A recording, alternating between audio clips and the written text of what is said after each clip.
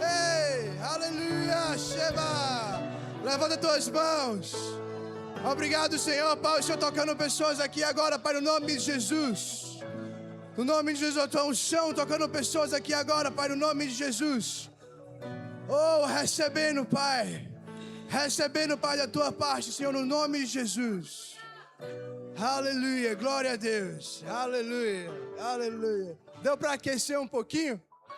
Aleluia. Lá no Japão a gente faz isso constantemente. Sabe por quê, meu irmão? No Japão reina uma cultura do silêncio. As pessoas têm que ficar quietas. Minha mãe, ela odeia a Hello Kitty porque Hello Kitty é um gato sem boca. Ela fala que o japonês, ele não consegue falar. Ele somente vê a situação acontecendo e ele a aceita. Por isso que o crente japonês, quando se converte, ele fica barulhento. Hoje nesse culto nós vamos meditar sobre algumas coisas. E algumas coisas meu irmão, que você não foi chamado para fazer o que é certo. Você não foi chamado para fazer o que é moralmente correto. Você foi chamado para fazer o que é santo. Porque muitas vezes, meu irmão, o que é santo é ir contra o que é certo para esse mundo. E se no Japão a moral é ficar quietinho, é deixar as outras pessoas se suicidarem em paz, eu vou contra isso. Eu vou ser barulhento. Glória a Deus. Aleluia. Sabe, eu cresci na igreja, não é? Filho de pastor, filho de missionário, sempre na igreja. E quando eu era criança, eu vi muitos pregadores, assisti muitas pregações, e eu falava para mim mesmo, quando eu crescer, eu nunca vou me tornar aquele pregador que manda a gente falar com o vizinho. Acabei me tornando, olha para a pessoa do seu lado, fala assim, se prepara para receber da poderosa, infalível palavra de Deus. Esse garoto veio do outro lado do mundo para me dizer que se essa palavra funciona no Japão, funciona aqui também. Aleluia. Ei, pode se assentar.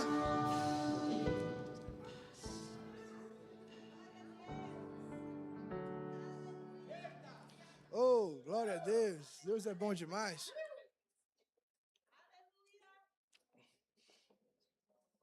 Antes de começar, queria muito agradecer, pastor Tiago, Paula, Clécio, Fernanda, muito obrigado por me receberem tão bem. Sempre um privilégio poder estar na família Verbo da Vida. Amém? Glória a Deus. Deus é bom demais. É muito bom pregar no Verbo da Vida, gente. Ô, louco. Glória a Deus. Muito bom, muito bom. Glória a Deus. Como ela me apresentou, meu nome é Josué, de sobrenome Arcanjo. Eu brinco que eu não presto para desviar. Eu estava no avião vindo para cá, não é? 30 horas de voo, mais uma horinha de São Paulo, BH. Estava sentado com a pessoa ao meu lado, a gente sabe quando a gente começa a conversar, a falar altos papos, só que nem pergunta o nome da pessoa. Aí quase no finalzinho ele perguntou meu nome, qual é o seu nome? Eu falei Josué. Ele já olhou assim, né? Porque, Josué. No mínimo o pai é crente. Né? Tipo assim, se fosse Joshua, Noah, tá, o pessoal do mundo gosta também, mas Josué? Aí ele perguntou meu sobrenome, eu falei Arcanjo, ele, o senhor pode orar por mim? Falei, né, se eu tivesse desviado, ia ser tipo, o Senhor me chama, olha, você não nasceu para isso. Volta para os caminhos do Senhor. Glória a Deus. Antes de começar a falar, queria colocar uma imagem aqui, para você conhecer um pouco a minha família também. Essa aqui é minha família, pastor Jussier, Joanice, Josué e o pequenininho aqui. Se eu sou Josué, como é que é o nome do meu irmão? Caleb, estão lendo a Bíblia. Isso aqui, meus irmãos, foi quando nós chegamos no Japão há 16 anos atrás. Sabe, meus irmãos, em tempos de mission trips, de missões de curta duração, valorizem aqueles que estão gastando uma vida por um povo. Não estou falando somente da minha família, existem tantos outros missionários que fazem isso. Não estou falando que missões de curta duração é errado, não, eu mesmo faço muitas vezes. Mas o Senhor também tem levantado pessoas que estão dispostos a dar a sua vida por um povo. Amém? Queria colocar outra imagem. Essa aqui nós já tínhamos voltado para o Brasil algumas vezes, não é? A gente sempre busca vir para o Brasil a cada 3, 4 anos. É sempre um esforço muito grande, não é? Comprar passagem para quatro pessoas. Então nem sempre a gente consegue estar sempre aqui, mas graças a Deus, Deus tem provido tudo. Amém. Glória a Deus. Sabe o missionário Simon Potter? Vocês conhecem o Simon Potter? O missionário Simon é muito amigo de papai e de mamãe. Eu cresci vendo eles orando lá em casa. Minha mãe trouxe a Adriana de Fortaleza para Campina Grande. Minha mãe fez parte dos primeiros cearenses, Janaína Albuquerque. Foi minha mãe que trouxe todos eles para Campina Grande. E sabe, uma vez Simon estava conversando com meu pai, e ele falou assim, sabe, José, o missionário é como se fosse uma baleia. Ele vai a águas profundas para pescar e pegar o seu alimento, só que ele tem que voltar para respirar. Então, por isso que quando eu falo que eu sou muito grato quando vocês me recebem bem, é porque lá no campo missionário nós não temos todo esse apoio. Então, quando eu estou aqui em minha família, Verbo da Vida, eu me sinto acolhido, eu me fortaleço para poder voltar e ganhar mais almas japonesas. Amém? Quem aqui já participou do dia Verbo da Vida de Missões? Sabe aquelas ofertas que são recolhidas lá? Deixa eu te contar, já comprou brinquedo para mim, quando eu era criança. Já pensou? Você já alegrou um pequeno missionário. Já comprou geladeira pra gente. Já fez feira pra gente. E sabe, meus irmãos, são tantos milagres que a gente já viveu naquele campo. Se eu fosse falar para você aqui, a gente não ia ter tempo para comunicar. Mas eu quero dizer, meu irmão, como eu sou grato a você. Ah, mas pastor, eu cheguei no Verbo da Vida ontem, estou congregando aqui, não tem nem 2 meses, não conheço a história da família Arcanjo. Sabe, Guto, Renatão, que também é meu supervisor, olha que legal, temos coisas em comum. Queridão. Glória a Deus. Ele fala assim, sabe, uma família que tem 10 filhos, o 10º filho não participou das conquistas da família, não estava lá quando tudo aconteceu, só que ele é tão filho quanto o primogênito, e faz parte da herança tão quanto o primogênito. Então não importa quanto tempo você está aqui, eu quero falar para você que você faz parte da Missão Japão. Aleluia, queria colocar uma outra foto. Isso aqui somos nós agora. A palavra de Deus nos deixa bonito. Amém. Existe esperança para você, meu irmão. Amém. Nada que uma academia, uma barba não resolva. Amém. Glória a Deus. Vou até apresentar de novo, talvez você não reconheceu, Jussier, Joanice, Caleb e Josué. E se eu te contar um pouco desse legado, hoje somos 3 igrejas Verbo da Vida no Japão.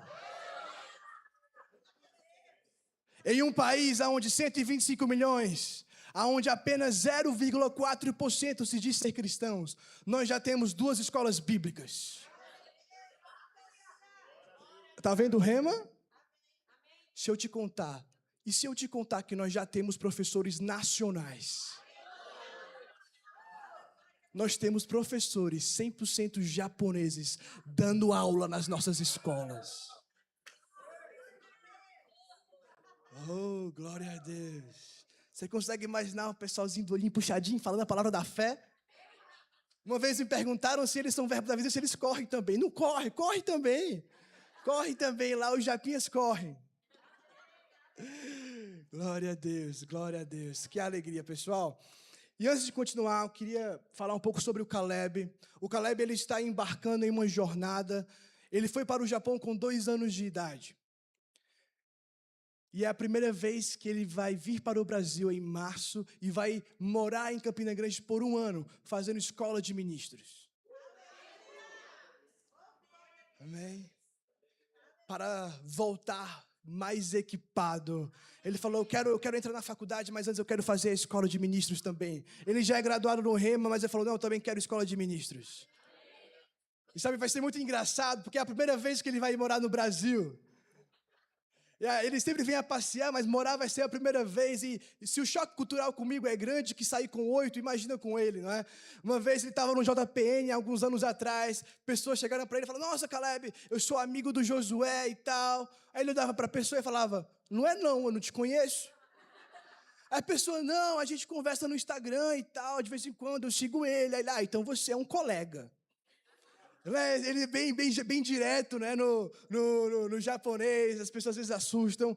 Mas sabe, tem algumas coisas que o Caleb fala que me faz pensar também. O Caleb fala assim, Josué, eu não entendo por que no Japão a gente não tem nenhum crente e as coisas funcionam. E aqui no Brasil as pessoas falam que vivemos um avivamento e vemos pessoas jogando lixo na rua. Ele criança falando isso. Ele nos faz pensar muito de como nós, como crentes, devemos impactar a nação na qual nós vivemos. E esse Caleb vai vir aqui em março, nós estamos arrecadando, não é? Juntando força para poder trazer ele, para ele poder se manter aqui também. Se você quiser fazer parte disso, fala comigo depois, ou vai lá no meu Instagram, lá no final também vou deixar disponível também, onde você pode ofertar e orar por essa missão. Amém? Aleluia, glória a Deus. Eita, vamos para a palavra? Glória a Deus, aleluia. Abre comigo lá, em Romanos, capítulo 10, versículo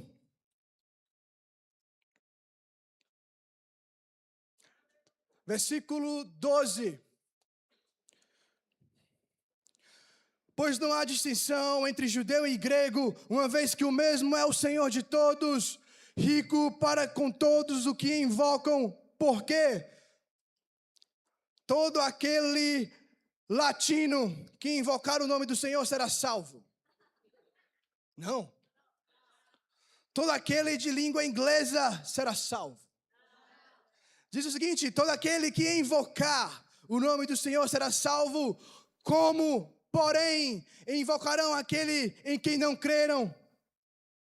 E como crerão naquele de quem nada ouviram? E como ouvirão se não há quem pregue? E como pregarão se não forem enviados? Como está escrito, quão formosos são os pés dos que anunciam as boas novas. Versículo clássico de todo missionário que vem pregar. Que falamos também da grande comissão, lá em Mateus 18, fala, ide por todo mundo e pregar o evangelho a toda criatura. Sabe, algumas pessoas vêm até mim e falam, mas pastor, às vezes tão difícil comunicar, tão difícil falar de Jesus. E sabe, muitos brasileiros vêm até mim falar sobre isso, alguns japoneses lá da nossa igreja vêm também, mas muitos brasileiros também, quando eu estou aqui no Brasil, vêm até mim e falam, nossa, eu tenho muita dificuldade em muitas vezes me expressar. E eu fico pensando assim, mas isso é muito confuso, porque nós brasileiros somos tão bons em falar daquilo que gostamos.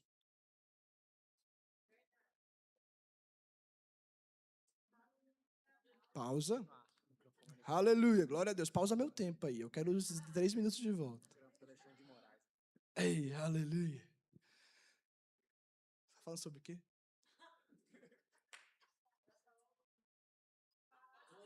Falar boas novas, falar sobre o que gosta. É impressionante, cara. Sabe, quando você está com uma pessoa, assim, você vai para um restaurante com seus amigos, pós-culto. Aqui também crente gosta de comer depois do culto. Isso é internacional. Lá vai para o sushi, yakisoba, pega de lá. E é impressionante, sempre tem aquele que na hora de pedir o refrigerante fala assim, não, eu quero uma água com gás, gelo e limão. Só que ele faz, não é errado, só que ele faz questão de falar, eu estou de dieta. E a gente fica assim, mas ninguém perguntou. Ninguém perguntou, ninguém quer saber. Só que ela faz questão de falar o que ela está vivendo. Ela fala assim, não, eu estou de dieta, o limão ajuda nisso e aquilo, né? Abre o apetite. Você fala, tá, não é? Ou aquela pessoa, você tomando um café, a pessoa olha para você e fala, sabia que esse café é ruim? O café certo é a torra média. Esse café que você está tomando é um monte de lixo queimado, torturado lá.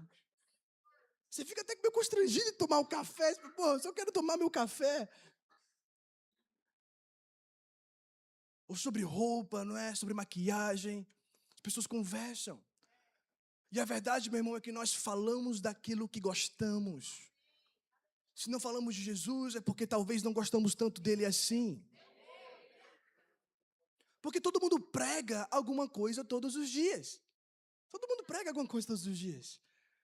Acontece, meu irmão, que se eu experimentei de fato do poder da ressurreição, como então eu vou permanecer calado?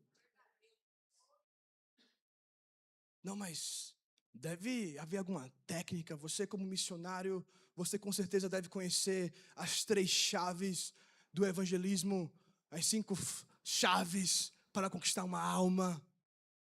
Vamos aprender com Jesus? Abre comigo, por gentileza, lá em Lucas. Glória a Deus. Está aqui comigo? Lucas, capítulo 19.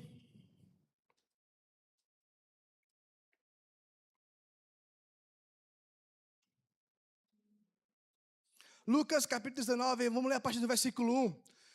Diz assim, entrando em Jericó, atravessava Jesus a cidade. Repete comigo, atravessava. Jesus estava nos seus corre. Vocês falam corre aqui? Jesus estava trabalhando. E antes de continuar lendo o texto, eu e você precisamos concordar primeiro em 2 coisas. Olha para mim, olha para cá.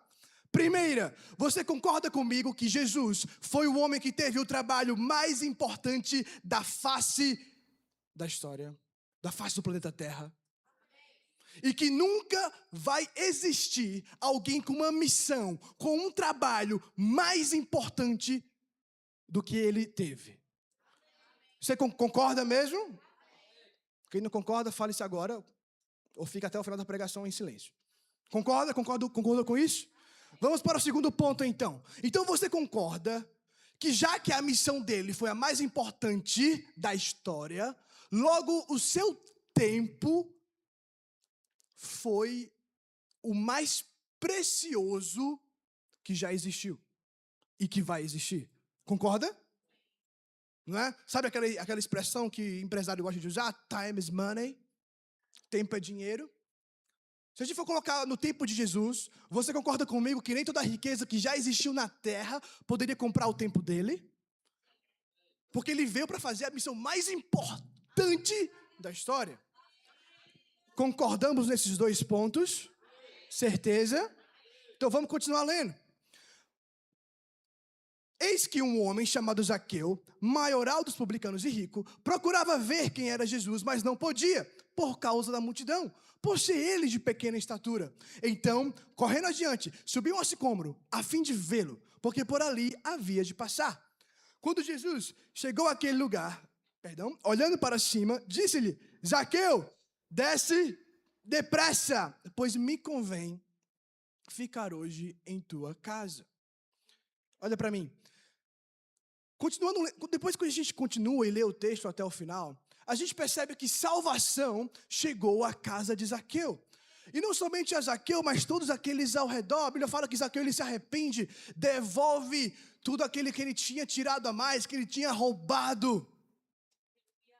E pessoas são alcançadas.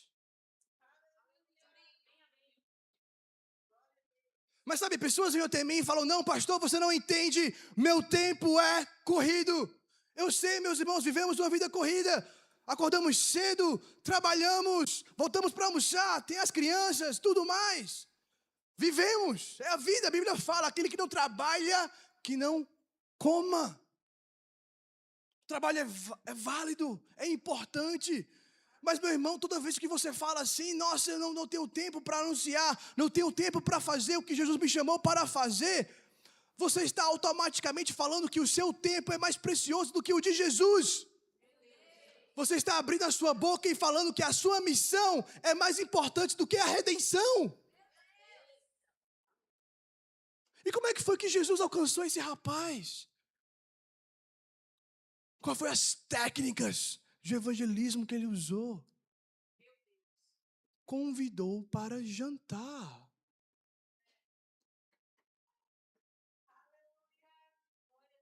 Mas acontece que parece que a gente está vivendo uma época em que, oh não, eu não me misturo. Sai de perto de mim. E sabe, conversando com alguns crentes, é engraçado. Pensa aí comigo, como foi a última vez que alguém que não é cristão jantou na tua casa? Que você chamou para almoçar? Não, na minha casa. Você até pintou lá o mural da tua casa, só entra santo. A minha casa é lacrada. Eu não me misturo com qualquer um. Parece que nós somos mais filhos de Deus, somos filhos da dona Florinda.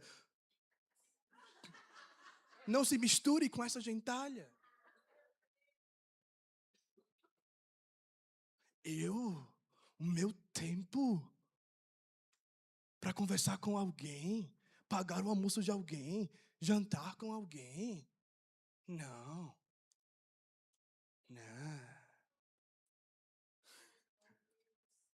Mas Jesus fez. Aí não era um cara muito legal, não. Era uma pessoa que mal falada, que roubava dos outros.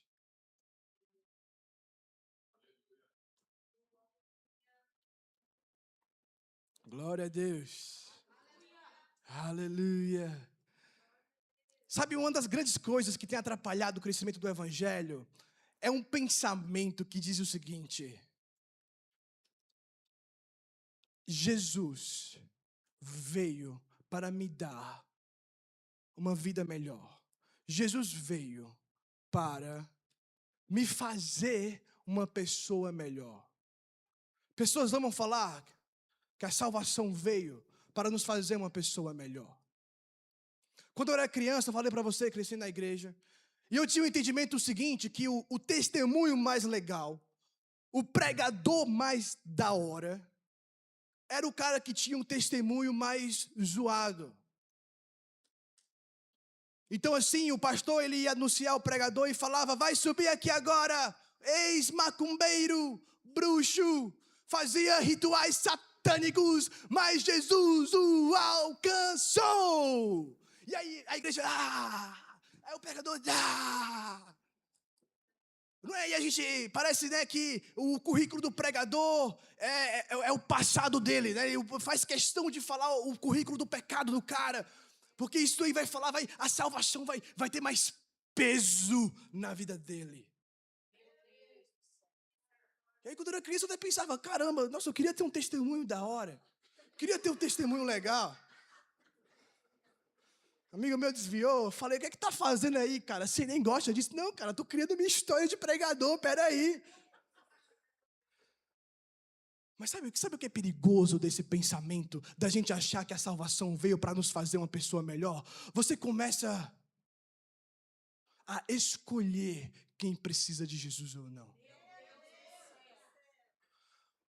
É por isso, postei um vídeo no meu Instagram sobre o Descende, eu fiz um clamor às nações, chamando pessoas para o Japão, um monte de comentário lá. Todo mundo quer ir para o Japão agora. Por que não vai para o interior do Brasil, para o sertão, para os países da África? São pensamentos como esse, em que um país como o Japão é o segundo povo menos alcançado da terra. Não é a Síria, não é o Iêmen, não é o Paquistão, é o Japão. São 125 milhões de pessoas que, se morrerem hoje, podem estar fadadas ao inferno. Mas o fulaninho acha que o evangelho veio para fazer pessoas melhores. Mas não fica achando ruim dele. Talvez você, no seu consciente, está pensando assim.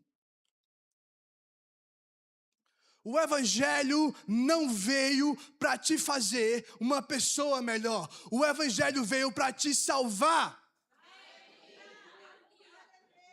Por consequência, você faz boas obras, mas não é o ponto principal. Porque se o evangelho fosse para me fazer uma pessoa melhor, japonês não precisava de Jesus. Japonês obedece lei de trânsito. Japonês não joga lixo na rua. Japonês cuida dos filhos. Japonês paga impostos. São educados. Mas não, Jesus não veio para te fazer uma pessoa melhor. Ele veio para te salvar. E quando você entender isso, você vai olhar para as pessoas de uma maneira diferente.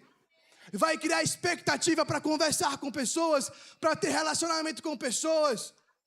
Pessoas vêm até mim e falam, Pastor, lá no Japão, vamos jejuar para que a nossa conferência, Paula falou, eu lidero um movimento no Japão chamado UP. Nós fazemos conferências anuais. Pessoas aceitam a Cristo. E é poderoso de fato, sabe, uma vez, sabe, na conferência passada, um rapaz veio até mim e falou, pastor, o tumor sumiu. E grandes coisas acontecem, japoneses aceitam a Cristo, então os meus liderados vêm até mim e falam, pastor, a conferência está se aproximando, vamos lançar uma campanha de jejum e oração, para que a conferência seja poderosa. Nós fazemos também evangelismos. Pessoas vêm até mim e falam, pastor, vamos jejuar e orar para que o evangelismo seja poderoso, que a gente alcance muitas pessoas. De fato, alcançamos, as pessoas aceitam a Cristo. Mas o que eu respondo para essas pessoas é o seguinte, se essa fosse a lógica do jejum, por que então eu não posso jejuar para que o meu dia a dia seja poderoso? Por que colocamos tanta expectativa em algo que acontece às vezes uma vez por ano e não para a minha segunda-feira? Se eu posso jejuar para que o evangelismo seja poderoso, por que não jejuo para que amanhã no trabalho o meu colega de trabalho aceite a Cristo?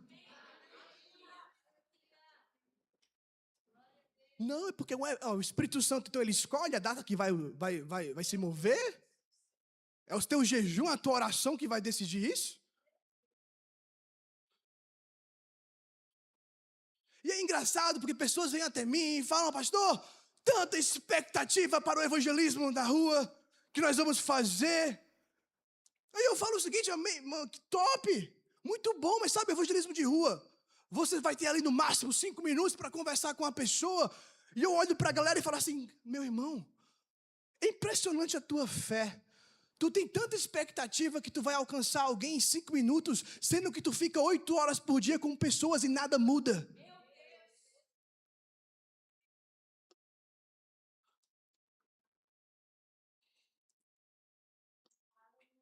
Aleluia. Glória a Deus. Uma das maiores igrejas que crescem hoje é a igreja do Irã e a chinesa, a igreja subterrânea. Sabe, eu tenho pastores chineses, amigos meus, que vêm ao Japão. E aí muitas vezes sou constrangido porque em nossas reuniões de pastores, um deles começa a falar, o meu primo foi preso esses dias, e eles falam com uma alegria tão grande, eu fico assim, meu Deus, que tipo de evangelho eu estou vivendo? Estou triste porque o pastor me escalou na data que eu não queria. Meu Deus, e se doendo. E sabe, eu vou falar uma coisa da minha geração, eu amo a geração Z. Sou geração Z, sou de 2002, tenho 23 anos. Amo minha geração. Sabe, nós crescemos tendo aula de informática e ao mesmo tempo brincamos na rua. Geração perfeita. Geração que cresceu aí ajudando os pais a recuperar a senha do Facebook, né? Alguém? Aí depois quando você não consegue, ele fala, mas para os outros você faz, né? E sabe, existem coisas muito boas da minha geração. Nós sabemos dialogar. A minha geração é a que quando vê anos de política fica falando, meu Deus, essa galera aqui fica brigando à toa e se perdendo. A minha geração sabe lidar com isso. Mas ao mesmo tempo a minha geração é uma geração que se dói muito. É a minha geração, nós falamos que o sofrimento é relativo. Quando a gente fala, né, você ou seu pai deve ter falado que para ele ir para a escola ele matava 2 onças, escalava 3 montanhas. Minha mãe uma vez fala, eu já estudei a luz de vela, e você fica assim, a gente fica assim, mas eu também sofro, mas sabe, ser um cristão maduro é admitir que existem sofrimentos sim piores do que os outros. E é admitir que nós, como igreja hoje, vivemos um tempo facinho, doce de leite. Easy. Facinho.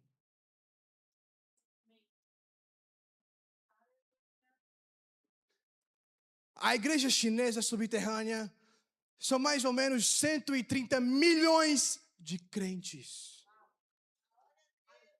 Eu acho que você não entendeu esse número. É maior que a população evangélica e católica do Brasil. E falamos que vivemos um avivamento. Fala aí para mim o nome de um pregador chinês responsável por esse avivamento que lota estádios. Fala para mim quem é. Não confunde com coreano, não. Fala para mim quem é. Quem é o grande pregador? Quem é o grande missionário responsável por isso? A verdade é que quando não posso pregar o evangelho puro, livremente, eu não tenho mais o direito de terceirizar a responsabilidade. Na China aconteceu algo que nós chamamos no-name missionaries, nanonai senkyoshi, missionários sem nome. Sabe qual é o nome deles? É o taxista, é o professor, é o amigo, é o colega, é o engenheiro, é o médico. Porque não tem quem fazer, sou eu que tenho que fazer. E eles não têm rema, não têm palavra da fé. Às vezes tem páginas da Bíblia.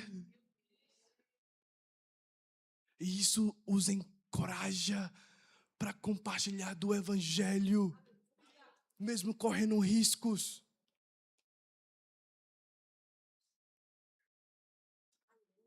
Aleluia. Glória a Deus. Sabe, uma vez uma pessoa veio até mim na nossa igreja, sabe, sempre tem aquela irmã. Ela chegou pra gente e falou, pastor, ore por mim, estou sendo perseguida no meu trabalho, depois sou crente. Estou sendo perseguida por ser crente. A gente, oh, meu misericórdia, vamos orar. Tal. E aí a gente orou. Sabe, algum tempo depois, uma outra irmã se converteu, né, que trabalhava junto com ela. Não tinha muita ligação com essa irmã, mas ela se converteu, ela veio para cá, veio para a nossa igreja. E a gente conversando com essa irmã, a gente falou, nossa, irmã, tudo bem? Eu ouvi da outra irmã que lá, vocês são perseguidos. Aí ela falou isso? Sabe qual que é o apelido dela lá no trabalho? A gente, qual? Oni, demônio. A mulher era chata.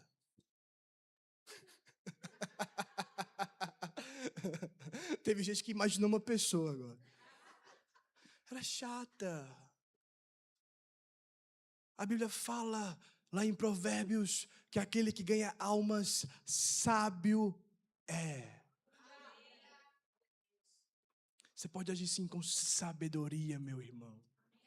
Sabedoria, mas eu não tenho, então peça. Lá em Tiago capítulo 1, a Bíblia fala que aquele que não tem sabedoria, peça que Deus vai lhe dar, se assim com fé você pedir.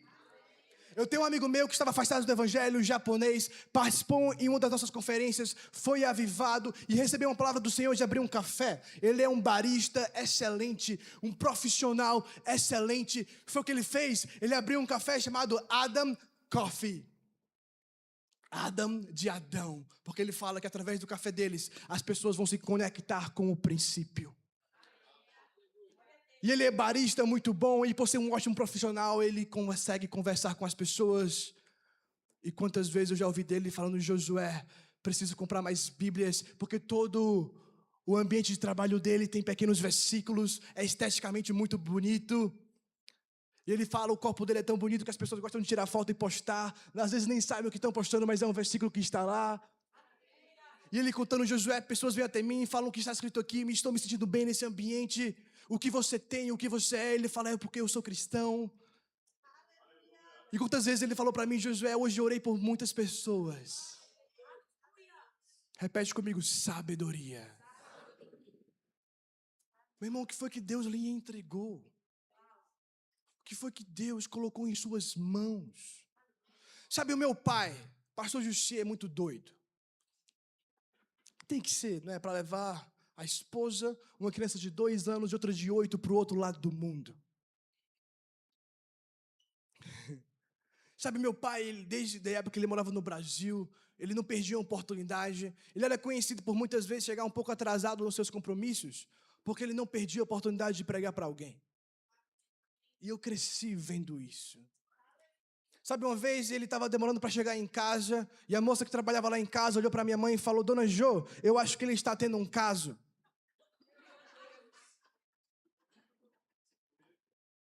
Tem gente que empresta a boca para Satanás. Minha mãe olhou para ela e falou assim: você tá doida?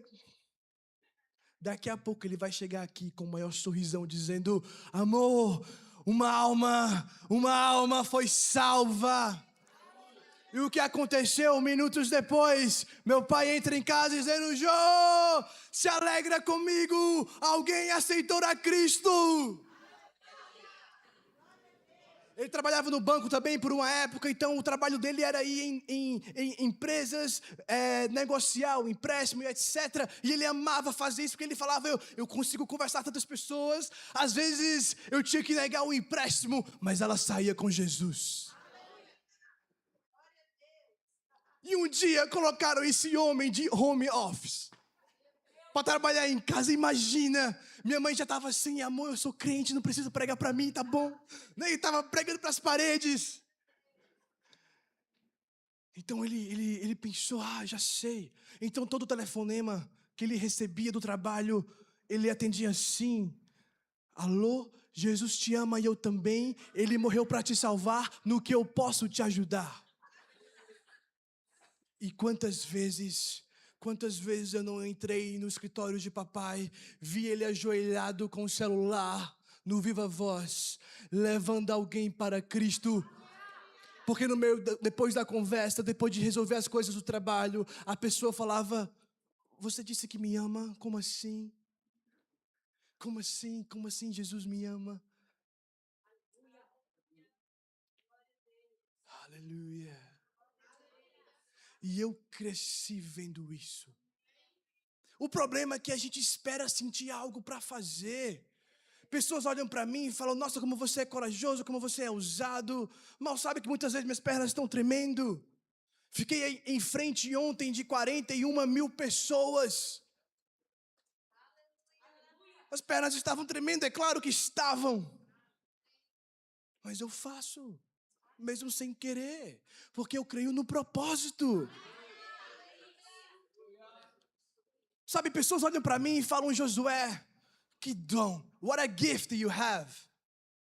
Você fala japonês, inglês, português, você traduz. E quem fala mais de um idioma vai entender, falar e traduzir são coisas muito diferentes. E as pessoas olham para mim e falam: what a gift, que dom, que dom, que dom. Mas muitas vezes essa palavra é como se fosse assim: você recebeu isso de graça, do nada, pá. E nani kore, koite nihongo shabereru no kana? Mas a verdade é que exige um esforço. É a mesma coisa, pessoas falam muito para músico, quem é músico vai me entender, não é? Pessoas falam: nossa, que dom você tem, não é? Você nasceu com essa voz, a pessoa. Nem te conto. A verdade é, se você perde pequenas oportunidades, isso nunca vai se resolver. E uma hora, aquela vozinha que fala para você orar pelo colega, fala com aquela pessoa, vai começar a esfriar. E você vai virar um crente profissional.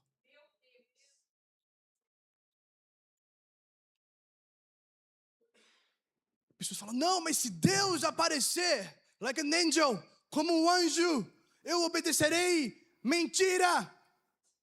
Porque se não obedece o que já está escrito e pode ver, nem mesmo que um anjo apareça, você vai.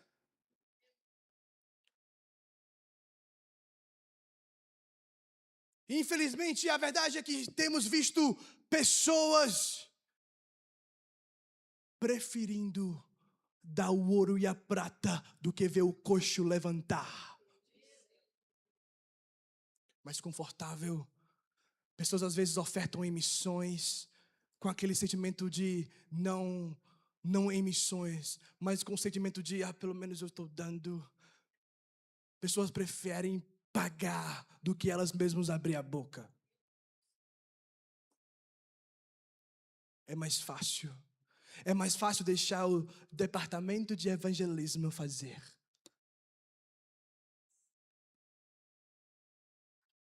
Até pastores, alguém uma vez falou para mim assim, tem um pastor que fala, não, quem multiplica são as ovelhas, não é o pastor. Mentira, olha Jesus. Olha Jesus. Meu pai não parou de ganhar almas depois que virou pastor. Não parou de receber pessoas, de conversar com pessoas.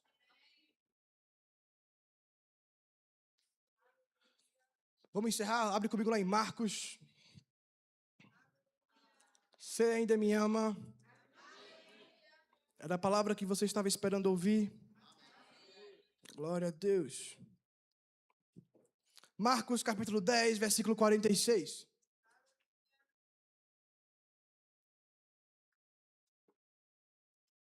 Marcos capítulo 10, versículo 46 diz assim: e foram para Jericó. Quando ele saía, Jericó, repete comigo, saía. Estava no seu trabalho, meu irmão, Jesus estava trabalhando.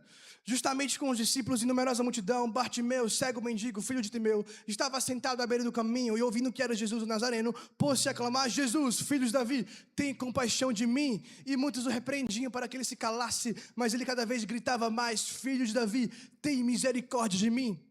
Parou Jesus e disse, chamai-o. Chamaram então o cego, dizendo-lhe, tem bom ânimo, levanta-te, ele te chama. Lançando de si a capa, levantou-se de um salto e foi ter com Jesus. Então vem a pergunta clássica. Jesus olha para o cego, mendigo, o que queres que eu te faça? Enquanto nós pregadores falamos sobre esse versículo, é muito clichê, a gente sempre vai falar, meu Deus, mas não era óbvio? Você olhava para a pessoa, cego ou mendigo, o que é que ele queria? Um dos dois, ou era esmola ou queria ver. É ou não é verdade? Sabe, aqui no Brasil, se você tem problema de autoestima, é só ir numa loja, é impressionante. Eu cheguei aqui no Brasil, estava com meus pés inchados da viagem, pensei em comprar uma sandália, entrei numa loja, a mulher olhou para mim e falou, nossa, os seus olhos combinam com essa sandália. E é impressionante a habilidade do brasileiro. E ele começa a falar assim, olha, a sua paleta de cor combina muito com essa e aquela ali. E se você levar essas duas, você vai poder ter uma pro dia e pra noite. Você fala... E você é tão elogiado, você vai comprar uma roupa, as pessoas falam assim, olha, eu sei, os seus olhos combinam muito. Você recebe tanto elogio que depois você fala, o que nós somos agora, peraí. Impressionante, ela vai, né? Você pode vestir uma roupa, o botão está quase estourando, mas ela vai falar, não, a última moda em Paris, botão explosivo. Sabe, eu estive na praia da última vez que eu estive aqui, e lá em João Pessoa, e sabe, como eu falei para vocês, são 16 anos morando no Japão, então não tem essa malícia brasileira. Eu estava ali na praia, e sabe, vinham os vendedores de caldinhos, milho, um monte de coisa, e eu não sabia, eu olhava, dava bom dia, boa tarde, e conversava, mas eu queria comer, porque não é que eu não queria conversar com o cara, mas eu queria comer minha comida. Mas é impressionante, saiu do caldinho e da garfada vinha do amendoim. E aí assim, tá... Finalmente, depois de quase 30 minutos, o pessoal que estava comigo se compadeceu de mim e falou assim, pastor, é que o senhor não pode fazer contato visual. Eu falei, Aí eu escutei, ó, o caldinho, aí eu... Já passou? Já passou? Pode levantar? Né? Eles são bons de papo, cara, eles conversam com você, contam uma história e falam cantando às vezes, né? Tá. É envolvente. Só que, olha para cá, essa parte mais importante de hoje. eu e você como consumidor, talvez você seja o cara do caldinho, mas você também consome alguma coisa. Eu e você como consumidor, a gente sabe que no fundo, toda aquela alegria, aquele sorriso, toda aquela motivação é para me vender. E o nosso erro é achar que quando você vai falar para Jesus, sem realmente ter interesse na pessoa, a pessoa não vai perceber isso. As pessoas percebem. Quando você só quer falar de Jesus assim, como se fosse um produto, ou com uma vontade de postar no Instagram, alguém aceitou Jesus hoje. O que nós vemos aqui é claramente Jesus olhando para alguém, mesmo as suas necessidades muito claras, ele decide ter um relacionamento. O que queres que eu te faça?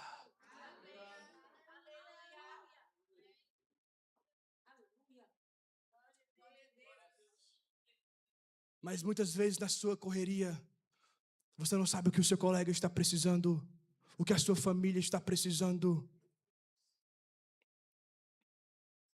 Eu vou encerrar com isso.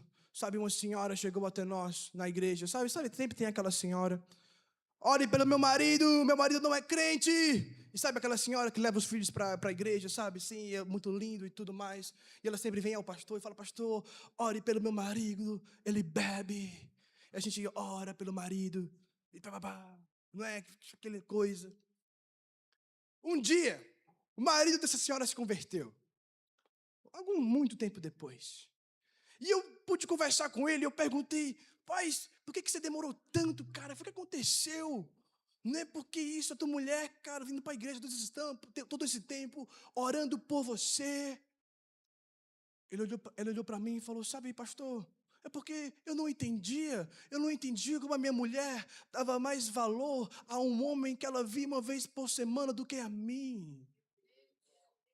Não importa se ela pensava isso não, mas era o que estava transparecendo.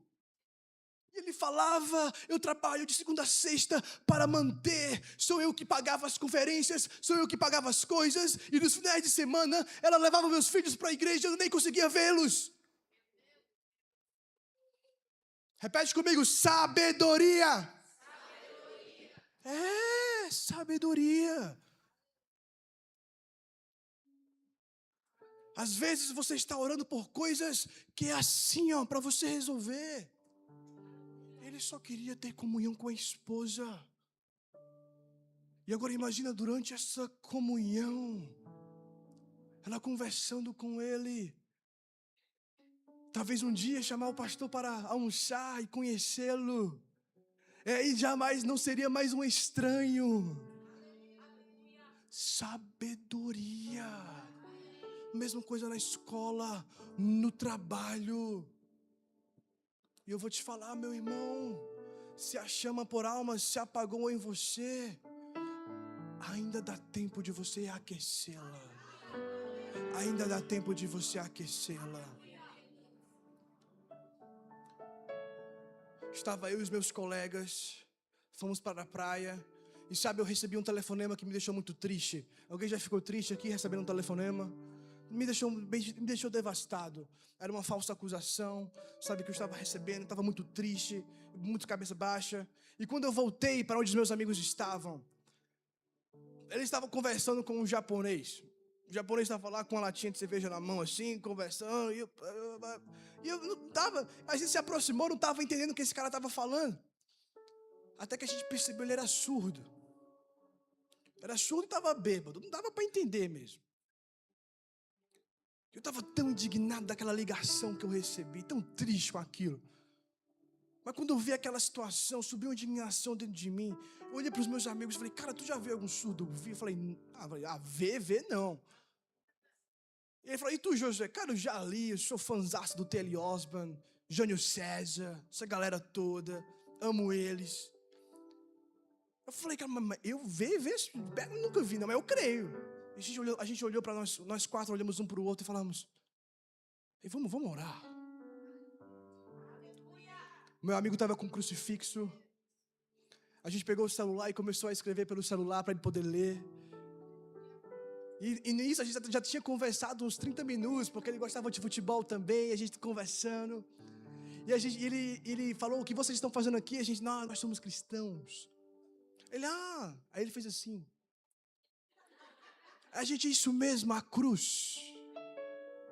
Escrevemos.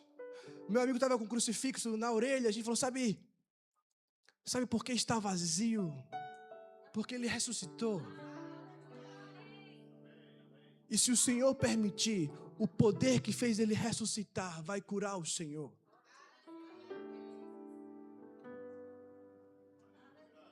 Ele fez. E a gente escrevemos: Anata no atama ni te o oitemo daijoubu desu ka? Podemos colocar nossas mãos sobre você. Ele fez internacional isso aqui. Coloquei as minhas mãos sobre ele e oramos: Jesus Cristo no mina ni yotte inorimasu. Anata no mimi ga kaihou sarete, anata ga ima iasareru koto o inorimasu. Amém. E então eu fiz aquilo que eu sempre quis fazer, que eu vi o Jânio César fazendo. E aí a gente fez no lado esquerdo, ele. A gente fez nesse, ele. A gente deu um para cada do outro. Vamos orar de novo. Dessa vez eu senti no meu espírito de orar, repreendendo um espírito. Então eu orei: Sere-sama, anata no chikara ni yotte kara no tame ni norimasu. Kara no naka ni aru akure o oiharai, kara no mimi o kanzen ni kaihou shite kudasai. Yesu Cristo no nani yotte. Amém. Então ele arregala os olhos. A gente via que o cara não estava mais bêbado. Sobriedade tinha chegado para ele. Ele olha para a gente e sai correndo. Ele sai correndo e a gente fica assim: o que aconteceu? O cara saiu correndo. E no que ele sai correndo, ele vem até um rapaz que estava do outro lado, sentado em frente ao mar, com um monte de latinha no chão. Ele foi até o rapaz. Eu falei: não, eu deduzi, deve ser surdo também. A pessoa como assim? Não, cara, eles andam em conjunto, certeza, deve ser. Então ele se aproximou. E eu presenciei uma das cenas mais bonitas que eu já vi na minha vida.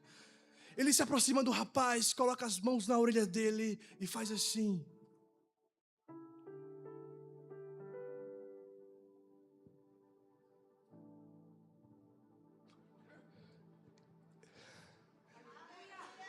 E puxou o rapaz para a gente orar por ele também. Porque a verdade é, meu irmão, se eu experimentei o poder da salvação, eu não permaneço calado. E alguém que nunca tinha feito o rema evangelizou no instante em que foi curado, porque ele experimentou o poder.